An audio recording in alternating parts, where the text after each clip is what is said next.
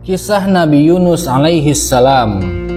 Beliau adalah seorang nabi yang mulia yang bernama Yunus bin Matta. Nabi Muhammad sallallahu alaihi wasallam pernah bersabda, "Janganlah kalian membanding-bandingkan aku dengan Yunus bin Matta."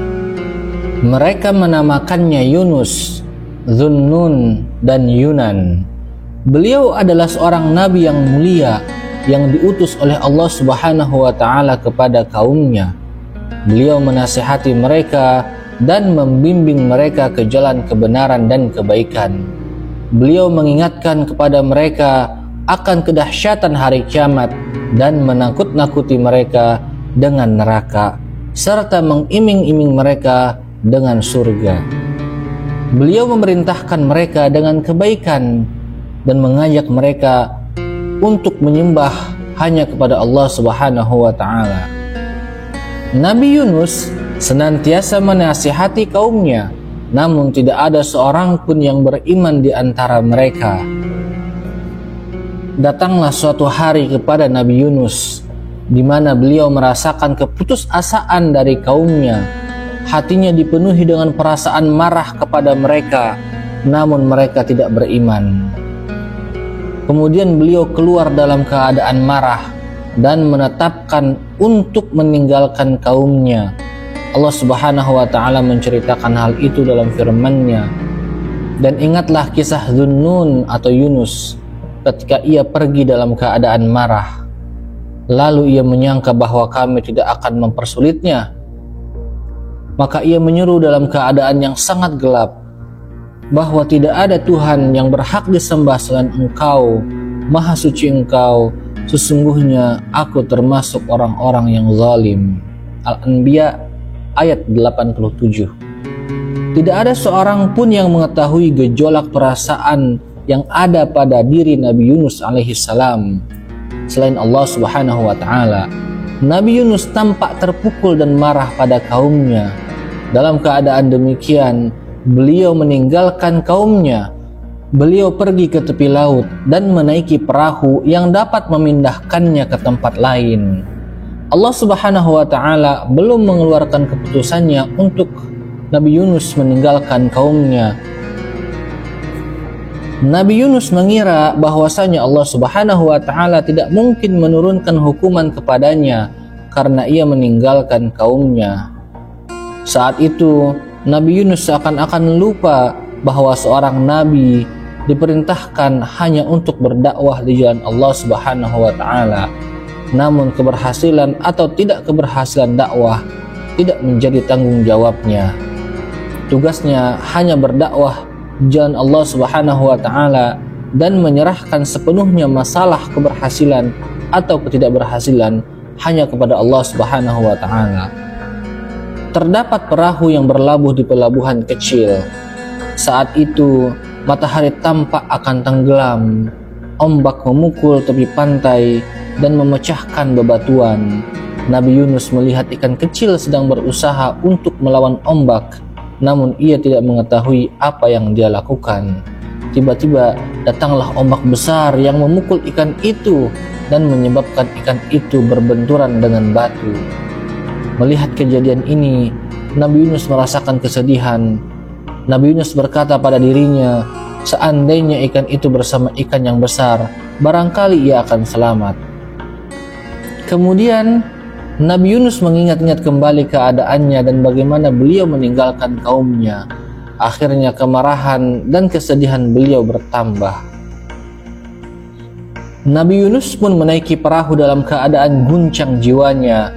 Beliau tidak mengetahui bahwa beliau lari dari ketentuan Allah Subhanahu wa Ta'ala menuju ketentuan Allah yang lain. Beliau tidak membawa makanan dan juga tidak membawa kantong yang berisi bawaan atau perbekalan, dan juga tidak ada seorang pun dari teman-temannya yang menemaninya. Beliau benar-benar sendirian. Beliau melangkahkan kakinya di atas permukaan perahu. Si nahkoda perahu bertanya kepadanya, "Apa yang engkau inginkan?" Mendengar pertanyaan itu, Nabi Yunus pun bangkit. "Saya ingin untuk bepergian dengan perahu-perahu kalian. Apakah kita berlayar dalam waktu yang lama?" Nabi Yunus menampakkan suara yang penuh kemarahan, rasa takut, dan kegelisahan. Nahkoda itu berkata sambil mengangkat kepalanya, "Kita akan berlayar meskipun air tampak sedang pasang." Nabi Yunus berkata dengan mencoba sabar dan menyembunyikan kegelisahannya, "Tidakkah engkau mendahului agar jangan sampai pasang itu terjadi, wahai Tuanku?"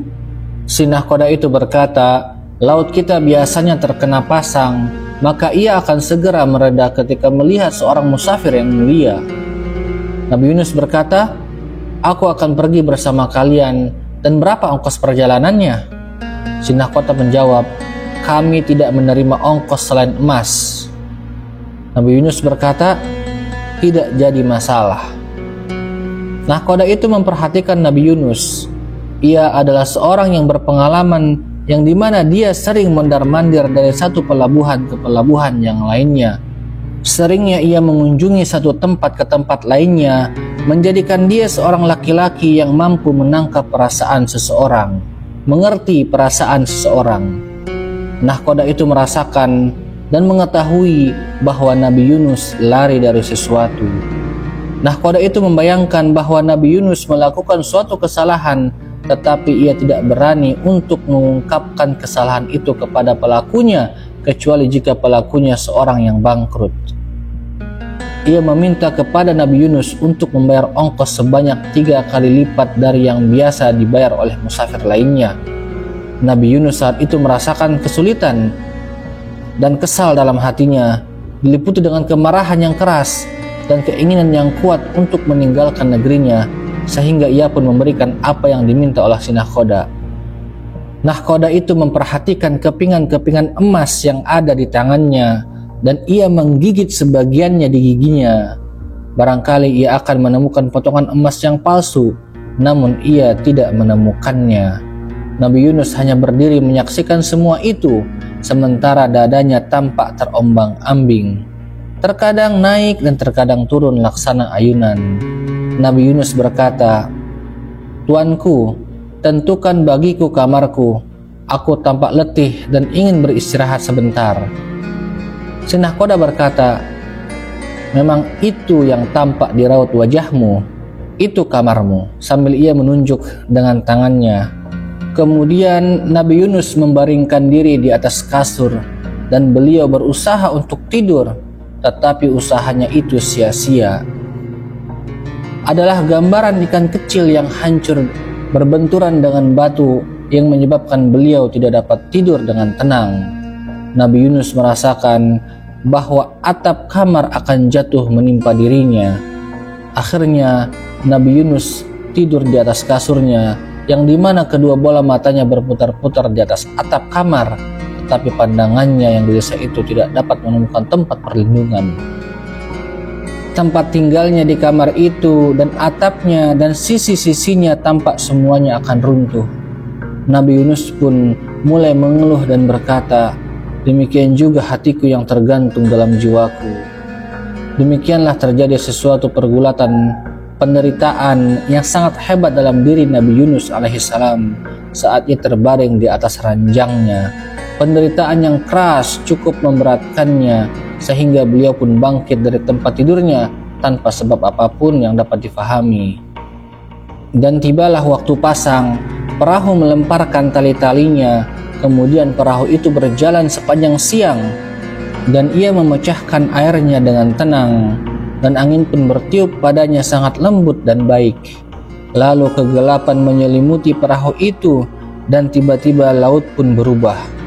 Bertiuplah angin yang cukup kencang yang sangat mengerikan yang nyaris menghancurkan perahu, dan bergejolaklah ombak yang cukup dahsyat kesana orang yang kehilangan akalnya. Ombak itu meninggi bagaikan gunung dan menurun bagaikan lembah. Mulailah gelombang ombak menyapu permukaan perahu, sehingga para awak perahu itu pun mulai terkena air.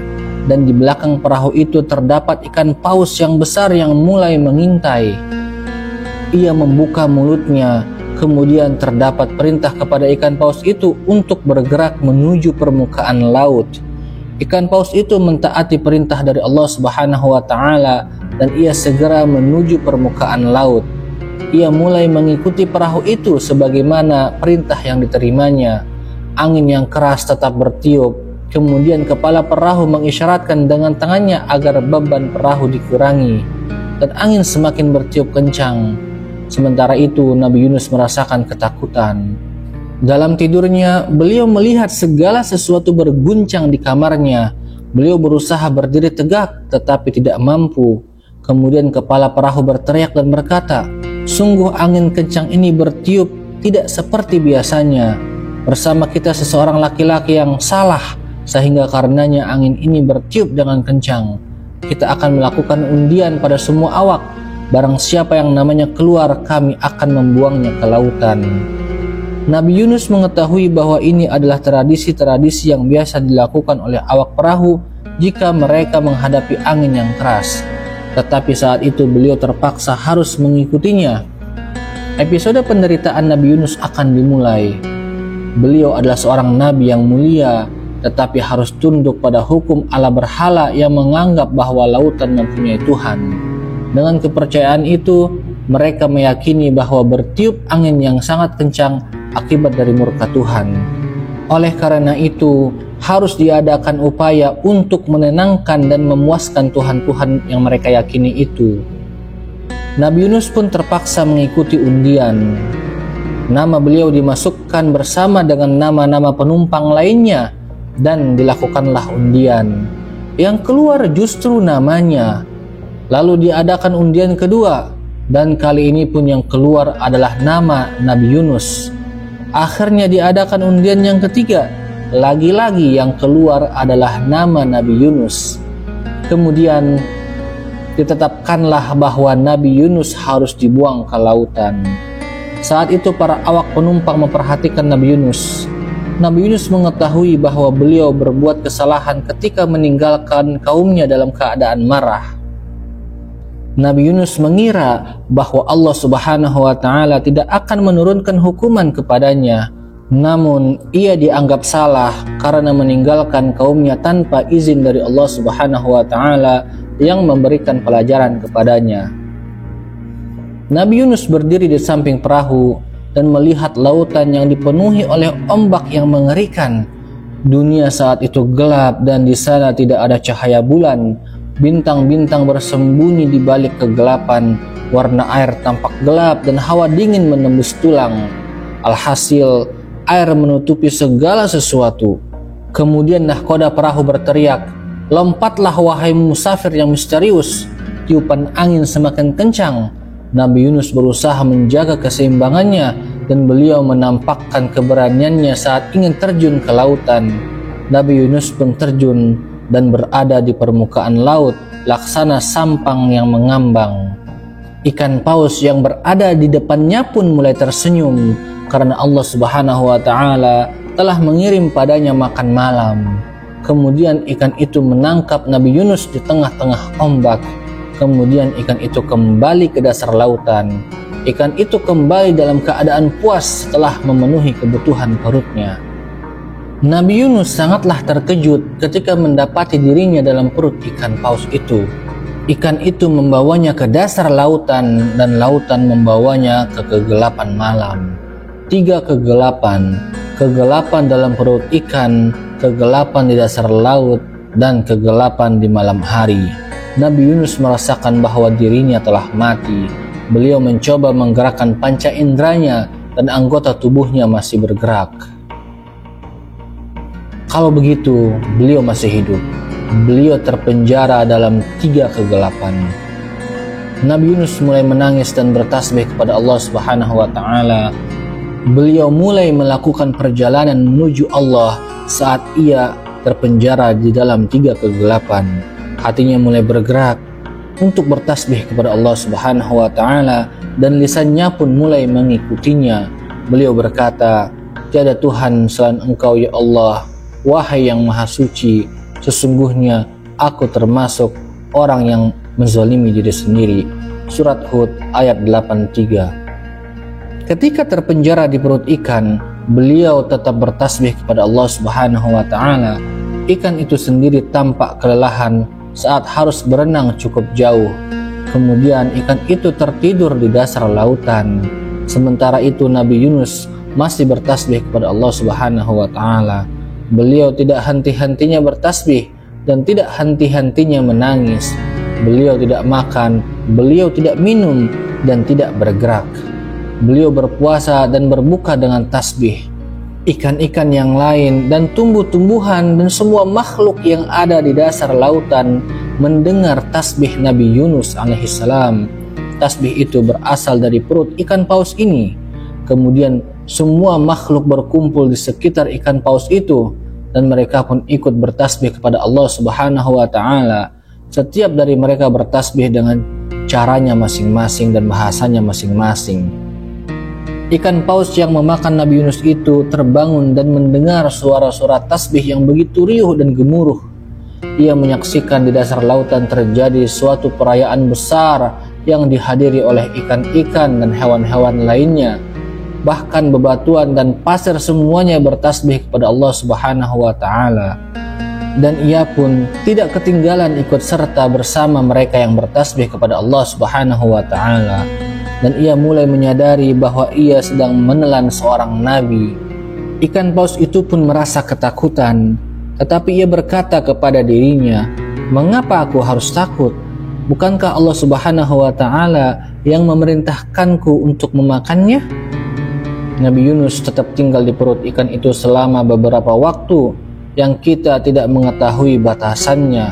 Selama itu juga beliau selalu bertasbih dan memenuhi hatinya dengan tasbih kepada Allah Subhanahu wa taala dan selalu menampakkan penyesalan dan menangis. Tiada Tuhan selain Allah, Engkau ya Allah yang Maha Suci. Sesungguhnya aku termasuk orang yang menzalimi diri sendiri. Allah Subhanahu wa taala melihat ketulusan taubat Nabi Yunus alaihissalam. Allah Maha mendengar tasbihnya di dalam perut ikan. Kemudian setelah waktu tertentu Allah Subhanahu wa taala menurunkan perintah kepada ikan agar mengeluarkan Nabi Yunus ke permukaan laut dan membuangnya di suatu pulau yang telah ditentukan oleh Allah Subhanahu wa taala. Ikan itu pun mentaati perintah Allah Subhanahu wa taala. Tubuh Nabi Yunus merasakan kepanasan di perut ikan. Beliau tampak sakit. Lalu matahari bersinar dan menyentuh badannya yang kepanasan itu. Beliau berteriak karena tidak kuatnya menahan rasa sakit. Namun beliau mampu menahan diri dan kembali bertasbih kepada Allah Subhanahu wa taala. Kemudian Allah menumbuhkan pohon yaktin, yaitu pohon yang daunnya lebar yang dapat melindungi dari sinar matahari. Allah Subhanahu wa taala menyembuhkannya dan mengampuninya. Allah Subhanahu wa taala memberitahunya bahwa kalau bukan karena tasbih yang dia ucapkan, maka ia akan tetap tinggal di perut ikan itu sampai hari kiamat. Allah Subhanahu wa taala berfirman dalam surat As-Saffat ayat 139 sampai 148. Dan sungguh Yunus benar-benar termasuk salah seorang rasul. Ingatlah ketika dia lari ke kapal yang penuh muatan, kemudian dia ikut diundi. Ternyata dia termasuk orang-orang yang kalah dalam undian itu. Maka dia ditelan oleh ikan besar dalam keadaan tercela.